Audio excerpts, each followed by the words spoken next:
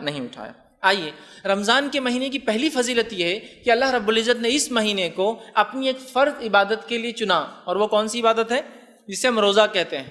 صبح سے لے کر مطلب سورج نکلنے سے لے کر سورج غروب تک ہم بھوکے رہتے ہیں، پیاسے رہتے ہیں، کوئی چیز کھاتے پیتے نہیں، یاد رکھیے، ٹھیک؟ 100% جس کو کہیں گے ایبسٹیننس، جس کو کہیں گے دور رہتے ہیں ہر کھانے اور پینے کی چیزوں سے، ٹھیک؟ لیکن روزہ صرف فزیکل بھوکے رہنے کا نام نہیں، یہ بات بھی غلط فہمی لوگ۔ روزہ حقیقت میں ہم بھوکے اس لیے رہتے ہیں کہ روحانی اعتبار سے اسپریچول ڈیولپمنٹ ہم میں ہو، اس لیے ہم فزیکلی جو ہے بھوکے رہتے ہیں۔ لیکن اگر ہم بھوکے رہیں اور اس کے بعد روزے نے ہمیں کوئی چینجز نہیں لائے، بلکہ روزے میں اور چڑچڑاہٹ بڑھ گئی، عام دنوں میں تو کام کرتے، روزے میں کام بھی نہیں کرتے، اور یہ بہت غصے میں ہے بہت سے، کہ روزہ ہے نا تو اب کچھ نہیں بول سکتے، تو پھر اس کا مطلب روزہ ہمیں وہ چیز نہیں لا پایا جس کے لیے وہ دیا گیا تھا۔ تو پہلی اس کی فضیلت یہ ہے اس مہینے کی کہ اللہ نے ایک فرض عبادت کے لیے اس مہینے کا انتخاب کیا، سلیکشن کیا۔ میں سمجھتا ہوں اتنی فضیلت بھی ہمارے لیے بہت جو ہے چیزوں کو سمجھا دے رہی ہے۔ روزہ فرض ہے، اسلام میں 5 چیزیں ایسی ہیں جو فرض ہے نا، بنی الاسلام علی 5، صحیح بخاری کی روایت ہے، اسلام کی بنیادی آپ صلی اللہ علیہ وسلم فرمایا 5 چیزوں پر ہے۔ پہلا، گواہی دو کہ اللہ کے سوا کوئی معبود برحق نہیں اور محمد صلی اللہ علیہ وسلم اس کے بندے اور رسول ہیں۔ دوسرا، نماز قائم کرو۔ تیسرا، روزہ رکھو۔ چوتھا، زکوٰۃ دو۔ اور 5واں، حج کرو اگر اللہ نے استطاعت دی ہے تو گویا روزہ تیسرے نمبر پہ آ جاتا ہے۔ ہمیں چاہیے کہ ہم روزہ رکھیں، تو روزہ فرض ہے۔ اس فرض عبادت کے لیے اللہ نے ایک سلیکشن کیا، ایک منتھ کا، اور وہ منتھ رمضان ہے۔ میں سمجھتا ہوں یہ بہت بڑی فضیلت اس مہینے کی کہ اللہ نے ایک فرض عبادت کے لیے اس مہینے کو چنا، اس کا سلیکشن کیا۔ دوسری چیز وہ یہ ہے، رمضان کی دوسری فضیلت وہ یہ ہے تاکہ انسان عبادت کرے تو اللہ رب العزت اس مہینے میرے اور آپ کے لیے اس کو بند کر دیتا ہے جو عبادت سے روکتا ہے، بہکاتا ہے اور انسانوں کو برائی کی طرف لے جاتا ہے۔ نبی اکرم صلی اللہ علیہ وسلم فرماتے ہیں، اور یہ متفق علیہ، صحیح بخاری صحیح مسلم کی حدیث، آپ نے فرمایا رمضان کا مہینہ شروع ہوتے ہی آسمان کے تمام دروازے کھول دیے جاتے ہیں، مطلب جنت کے تمام دروازے کھول دیے جاتے ہیں، جہنم کے سارے دروازے بند کر دیے جاتے ہیں، اور تمام سرکش جن اور شیاطین قید کر دیے جاتے ہیں۔ تو یہ اس مہینے کی 3 فضیلتیں ایک ہی روایت میں۔ پہلا، جنت کے دروازے کھلے ہیں، مطلب مغفرت عام ہے، جس کو لینا ہے لے لے۔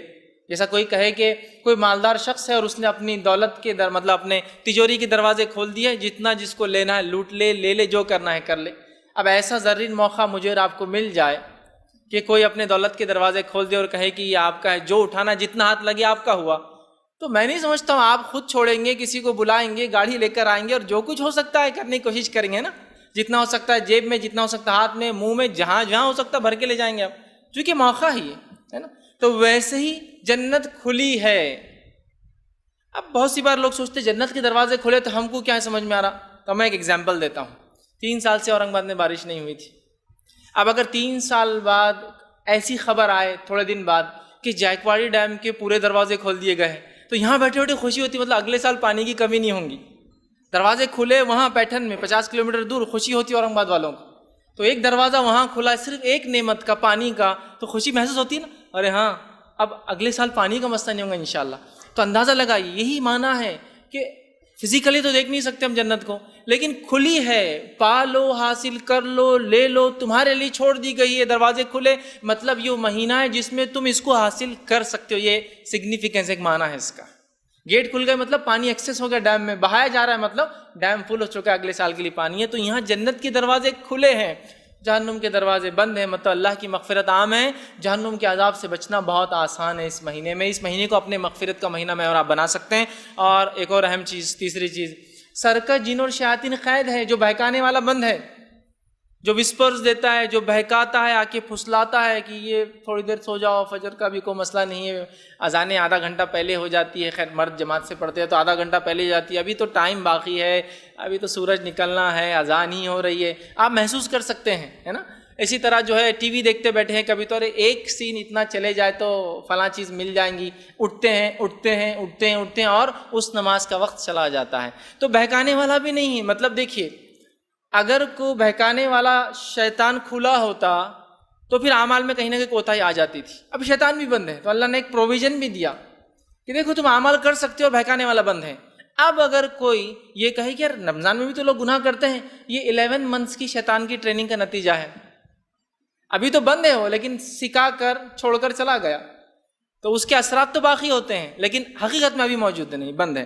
تو یہ اس کے 3 فضائل دیکھیے ایک ہی روایت میں آ رہا ہے۔ اسی طرح اس مہینے کی فضیلت میں یہ آتا ہے اس ماہ کیا گیا عمرہ حج کے برابر ثواب دیتا ہے۔ تو کتنی بڑی بات ہے، اللہ نے جس کو موقع دیا، مال و دولت دی، ضرور عمرہ کرے اس مہینے میں۔ اسی طرح اس مہینے کی فضیلت یہ ہے کہ قیامت کے دن، یہ جو مسند احمد کی روایت ہے، قیامت کے دن روزے دار کی سفارش کرنے والا ہے۔ اور نبی اکرم صلی اللہ علیہ وسلم فرمایا کہ حدیث کے الفاظ یوں ہیں کہ قیامت کے دن قرآن آئیں گا اور کہیں گے اللہ یہ راتوں میں میرے لیے جاگتا رہا، مطلب قیام کیا، راتوں کی نماز پڑھی اور مجھ کو تلاوت کی، اور روزہ آ کر کہیں گے اللہ یہ میرے وجہ سے دن بھر بھوکا اور پیاسا رہا۔ اور رسول اللہ صلی اللہ علیہ وسلم فرماتے ہیں دونوں ضد کریں گے، دونوں اڑ جائیں گے، ایک روایت میں دونوں لڑیں گے کہ نہیں ان کو تو آپ کو چھوڑنا ہی پڑے گا، اور وہ کہیں گے ان کی مغفرت کر، میرے پڑھنے والے کی اور مجھے رکھنے والے کی، اور اللہ تعالیٰ آپ سے فرماتے ہیں دونوں کی بات رد نہیں کریں گے اور قبول کریں گے۔ گویا روزہ اور قرآن سفارشی ہے، سفارشی ہمارے جو روزے قیامت اللہ کے پاس لڑیں گے ہمارے لیے آ کر۔ تو کتنی بڑی بات ہے نا۔ تو اس روزے کو ہم مکمل کریں گے جیسا اس کا حق ہے، تلاوت قرآن کریں گے، راتوں میں جاگیں گے، اس کو پڑھیں گے، یہ دونوں چیزیں آ کے اللہ کے سامنے آڑ بن جائیں گی اور ہمارے مغفرت کا ذریعہ بن جائیں گی۔ بہت سارے لوگ سفارشی ڈھونڈتے ہیں کسی کام کے لیے، اللہ رب العزت قیامت کے دن جو حقیقی سفارشی بتا رہا ہے، ہمیں چاہیے کہ ان سفارشیوں کو واقعی میں اپنے حق میں کر لیں، اتنا قرآن پڑھے کی گواہی دے اور اتنے روزے اور ایسا مکمل روزہ رکھے جیسا حق ہے تاکہ یہ گواہی دے ہمارے لیے، ٹھیک ہے۔ تو یہ دونوں سفارشی ہے ہمارے۔ آگے آئیے، روزے کے اجر کے تعلق سے نبی اکرم صلی اللہ علیہ وسلم فرماتے اور کہتے ہیں، یہ صحیح مسلم کی روایت ہے کہ روزے کے لیے حدیث قدسی ہے۔ حدیث قدسی اس حدیث کو کہتے ہیں جو اللہ تعالیٰ سے نبی اکرم صلی اللہ علیہ وسلم سیدھے روایت کرتے ہیں۔ پہلا راوی اللہ تعالیٰ ہوتا ہے کہ تمہارا رب تم سے فرماتا ہے، اللہ نے مجھ سے کہا۔ جب بھی ایسی حدیث آئے سمجھ لیجیے حدیث قدسی ہے۔ تو آپ صلی اللہ علیہ وسلم فرماتے ہیں کہ روزے کے تعلق سے اللہ فرماتا ہے فَإِنَّهُ لِي، روزہ میرے لیے ہے، وَأَنَا أَجْزِي بِهِ، اور اس کا اجر میں ہی دوں گا۔ تو روزہ کس کے لیے؟ اللہ کے لیے ہم رکھتے ہیں، تو اس کا اجر کون دیں گا؟ اللہ تعالیٰ دیں گا۔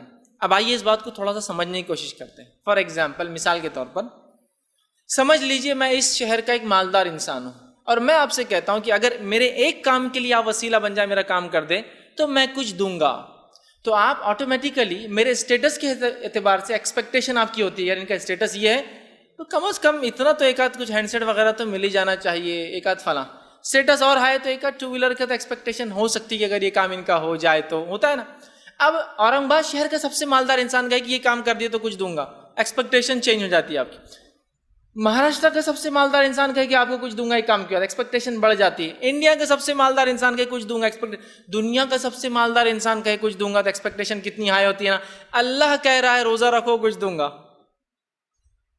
ایکسپیکٹیشن کم از کم یہ تو ہو سکتی کہ سب سے چھوٹی جنت تو ہونا ہم کو۔ کوئی پلاٹنگ کرنے والا اگر پلاٹنگ نکالتا ہے اپنی زمین میں تو اس کو ساتھ دینے والا سوچتا ہے سب سے چھوٹا پلاٹ تو بھی کم از کم مجھے ملنا چاہیے، ہوتا ہے نا۔ بٹ نیچر ہے چونکہ اس کے پاس جو چیز ہے وہ پلاٹس ہے، وہ بھی دے سکتا ہے آسانی سے۔ تو اللہ تعالیٰ کہہ رہا ہے روزہ میرے لیے ہے تو بندو اجر میں دینے والا ہوں۔ کیا ایکسپیکٹ کرتے ہیں اللہ سے ہم لوگ؟ کم از کم اپنی مغفرت، اس کا معنی ہے کہ جنت، کم از کم کچھ نہیں تو سب سے چھوٹی جنت۔ اور سب سے چھوٹی جنت کے تعلق سے حدیث میں آتا ہے وہ دنیا کے، ہمارا جو گلوب ہے دنیا سے 10 گنا بڑی ہوں گی، سب سے اسمالسٹ، سب سے چھوٹی جنت جو سب سے آخری انسان کو ملیں گی وہ کتنی ہوں گی؟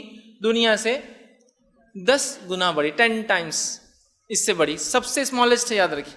بڑے بڑے کتنے ہوں گے اس کا اندازہ نہیں لگا سکتے ہم لوگ، ٹھیک۔ تو بہرحال کم از کم یہ تو امید ہے گناہ گار بندہ کر سکتا ہے، اللہ مغفرت تو مل جائیں گی، چونکہ آپ نے کہا فَإِنَّهُ لِي، روزہ آپ کے لیے تھا تو میں نے رکھ کے آیا، اب اس کا اجر مجھے دیجیے۔ تو کیا ایکسپیکٹیشن؟ یہ ہماری مغفرت کر دے، جنت دے، جنت میں اعلیٰ سے اعلیٰ مقام دے، کچھ نہ تو گناہ گار بندہ یہ تو تصور سب سے چھوٹی جنت تو ملیں گی۔ تو گویا اللہ کہہ رہا یہ میرے لیے ہے، میں اس کا اجر دینے والا ہوں، لیکن حدیث میں کنڈیشن آتی ہے۔ کیا کنڈیشن ہے سنیے، میں اس کا جزا دوں گا۔ روزہ آنکھ سے ڈھال ہے، لہٰذا جس روز تم روزے سے ہو فحش گوئی مت کرنا۔ کنڈیشنل ہے تھوڑا سا، کس کو مغفرت ملیں گی؟ کنڈیشن فرسٹ، فحش گوئی نہ کرے، گندی بات نہ کرے۔ آگے فرمایا بیہودہ کلامی نہ کرے۔ آگے فرمایا اگر کوئی گالی گلوچ کرے، لڑنے آئے تو کہہ دے میں روزے سے ہوں، میں یہ کام نہیں کر سکتا، لیکن اس کا ہرگز معنی نہیں ہے کہ افطار کے بعد ملو، تو وہ ہو جائے گا کہ نہیں فیض بھائی نے بولے اب بات تو سمجھ میں آ گئی، افطار کے بعد ملو آپ میرے کو، پھر باقی پورے جمع کر کے لکھ کے رکھتی ہوں اور پھر بتاؤں گی کیا اس کا بدلہ ہے، نہیں ہونا چاہیے۔ تو افطار میں جب انسان روزے کی حالت میں کہہ رہا ابھی نہیں، اس کا مطلب میں نہیں لڑنا چاہتا ہوں، یہ ٹریننگ ہے میری اور میں یہ کام نہیں کر سکتا. تو وہ کہہ دے اشارے سے کہ میں روزے کی حالت میں ہوں. پھر فرمایا اور کہا روزے دار جو ہے، اور آپ نے فرمایا اس ذات کی قسم جس کے ہاتھ میں محمد صلی اللہ علیہ وسلم کی جان ہے، روزے دار کی منہ کی رہ ہوا اللہ تعالیٰ کو مشک کی خوشبو سے زیادہ پسند ہے.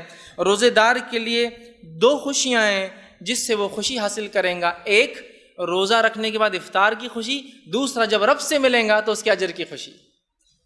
تو روزے کا اجر تو اللہ دیں گا، لیکن کنڈیشنل ہے، کوئی بھی غلط کام اس پہ ہم سے نہ ہو پائے. اور 30 ڈیز تک جب کوئی غلط کام دن میں نہیں ہو رہا ہے، انسان احتیاط کر رہا ہے، رات میں تلاوت قرآن، تراویح، تہجد، سحر اور تمام چیزیں، تو 1 منتھ کی ٹریننگ انشاءاللہ زندگی بدلنے کے لیے کافی. آئیے اسی طرح روزے کی فضیلت یہ ہے کہ متفقہ علیہ صحیح بخاری صحیح مسلم کی روایت ہے، اور روزے دار کے لیے جنت کا اسپیشل ایک ڈور ہے جس کے ذریعے وہ گزرنے والے ہیں.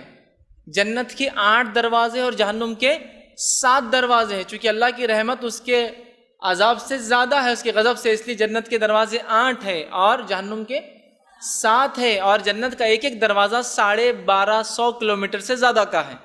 حدیث میں الفاظ ہے مدینہ سے لے کر بصرہ شہر جتنا ہے اتنا ڈسٹنس ایک جنت کا دروازہ ہے. تو ایک دروازہ اس میں ریان نام ہے اس کا، وہ دروازہ خاص ہے کس کے لیے؟ روزے داروں کے. آپ نے فرمایا روزے قیامت روزے داروں کے لیے خاص دروازے کا نام ریان ہے، اور روزے دار اس سے گزرنے والے ہیں. اب آپ کہیں گے جنت میں تو کوئی بھی دروازے سے چلے جائے، کیا ہے، جانا ہے، اسے حاصل کرنا الٹیمیٹ سکسیس ہے. لیکن اس کے بھی پیچھے بڑی حکمت ہے. آئیے میں ایک مثال دیتا ہوں پھر بات سمجھنی. میرے گھر کے اندر 4 دروازے ہیں. مین گیٹ ہوتا ہے، پھر اندر دروازے ہوتے ہیں. ایک دروازہ ہوتا ہے جو ریگولر ڈور ہوتا ہے، ایک دروازہ ہوتا ہے جو کبھی کچھ خاص مہمان تو کھلتا ہے، وہ کھلتے آس پڑوس والے سمجھ ہاں کچھ تو بھی بچی کا رشتہ آیا یا فلاں کچھ تو بھی ہوا، وہ دروازہ کبھی نہیں کھلتا ہے. ایک دروازہ سروینٹ ڈور ہوتا ہے پیچھے سے، اس میں سے گھر کا مالک نہیں داخل ہوتا کبھی، وہ کام والوں کو بولتا ہے ادھر سے نہیں آنا ادھر سے آؤ. ہر دروازہ کسی نہ کسی اسٹیٹس کو چھلکاتا ہے. کون ہے گزرنے والا؟ ریگولر ڈور کوئی بات نہیں، ارے وہ دروازہ، ارے کوئی مہمان خاص آیا، وہ دروازہ کھولتے نہیں تو وہ عید کے دن کھلتا، رشتہ آیا تو کھلتا، فلاں ہو تو کھلتا، MLA آیا تو کھلتا، وہ دروازہ عام طور سے نہیں کھلتا. تو ہر دروازہ ایک اسٹیٹس شو کر رہا ہے آپ کو. تو ریان ایک دروازہ ہے، اس سے روزے داروں کا اسٹیٹس پتہ چل رہا ہے. بتانے کا مقصد یہ کہ اللہ کے پاس اتنا ہائی اسٹیٹس ہے روزے داروں کا کہ ایک دروازہ ہی مختص خاص اسپیشل کر دیا، ڈیڈیکیٹڈ ڈور ہے ان کے لیے. وہاں سے جانے والوں کو فرشتے سمجھ جائیں گے کہ کثرت سے روزے رکھنے والا تھا یا روزے رکھنے والی تھی. تو کون ہے ایسا جو مخصوص اور خاص دروازوں سے گزرنا نہ چاہیں گا؟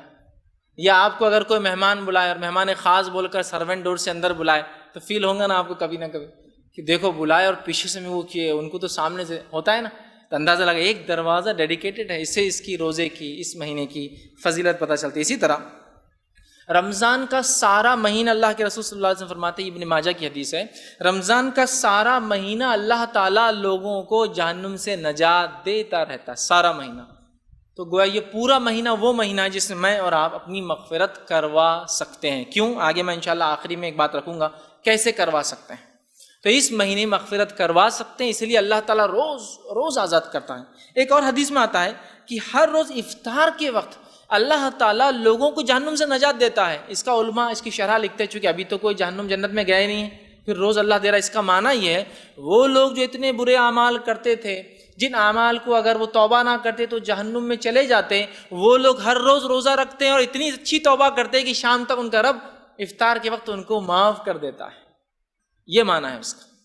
کہ ابھی تو کوئی گیا نہیں ہے، لیکن یہ معنی ہے گناہ گار، اور ہم میں سے ہر شخص گناہ گار ہے، کوئی بھی انسان کتنا بھی نیک ہو. اس لیے کل بنی آدم خطا، آدم کی تمام اولاد خطا کار ہے. وخیر الخطائین التوابون، سب سے بہترین وہ ہے جو توبہ کرتے ہیں. یہ نبی اکرم صلی اللہ علیہ وسلم کی حدیث ہے. ہر انسان خطا کار ہے. تو بہرحال تو ہر روز ہم اتنے اچھے اعمال کر سکتے ہیں اس مہینے میں کہ اپنی مغفرت کروا سکتے ہیں. یاد رکھیے کروا سکتے ہیں. تو کیوں نہ اس مہینے کو مغفرت کا مہینہ بنا دیا جائے. اسی طرح یہ رمضان میں قیام اور سیام کرنے والا اس کا کیا ہوگا؟ تو نبی اکرم صلی اللہ علیہ وسلم فرماتے ہیں، یہ جو ہے ابن خزیمہ کی حدیث ہے، ایک بار ایک شخص آیا نبی اکرم صلی اللہ علیہ وسلم کے پاس اور کہا اللہ کے رسول، اگر میں نماز قائم کروں، گواہی دوں کہ اللہ کے سوا کوئی معبود نہیں ہے، برحق نماز قائم کروں، روزہ رکھوں، زکوٰۃ دوں، تو میرا حساب کس کے ساتھ ہوگا آخرت؟ اس عبادت میں اس نے ایک تو توحید، اللہ کو ایک ماننے کا اقرار، دوسرا صلاح، نماز، روزہ اور زکوٰۃ کا سوال کیا. تو نبی اکرم صلی اللہ علیہ وسلم فرمائے، اگر تو توحید پر چلتا ہے، نماز قائم کرتا ہے، روزہ اور زکوٰۃ دیتا ہے، تو روز قیامت تیرا حساب اور کتاب جو ہوں گا، آپ سے فرماتے ہیں حساب و کتاب صدیقین اور شہداء میں ہوں گا. اور صدیقین اور شہداء نیکسٹ 2 درجے ہیں انبیاءوں کے بعد والے. 4 درجے انبیاءوں کے بعد 3 درجے ہیں ٹوٹل. فرسٹ اسٹیٹس انسانوں میں سب سے ہائیسٹ لیول ہے وہ انبیاء، اس کے بعد سیکنڈ اسٹیٹس ہے صدیقین، تھرڈ اسٹیٹس ہے شہداء، اور فورتھ ہے صالحین. تو سیکنڈ اور تھرڈ کیٹیگری مطلب میرٹ میں تو نہیں ہوں گا لیکن ڈسٹنکشن اور فرسٹ کلاس میں چلا جائے گا، چونکہ وہ تو انبیاءوں کے لیے اسپیشل ہے نا. وہ تو ہم سیکنڈ یا تھرڈ کیٹیگری میں ہو سکتے ہیں نتیجے کے اعتبار سے. اب کسی انسان کو یہ کہہ دیا جائے کہ اتنا سلیبس ہے، اتنا پڑھنا ہے، اتنے کوشچنس ہیں، کوشچنس بھی ڈسپلے کر دیا جائے، آنسرز بھی بتا دی جائے، اور کہے کہ بس اگر اتنا لا لو تو پرسنٹیج یہ ملے گا، تو اگر اتنا بھی کوئی نہ کر پائے تو اس سے زیادہ گناہگار، احمق، بیوقوف، کمتر، کمزور، بد نصیب، بغیر عقل والا انسان نہیں ہو سکتا. ٹھیک، اب آئیے رمضان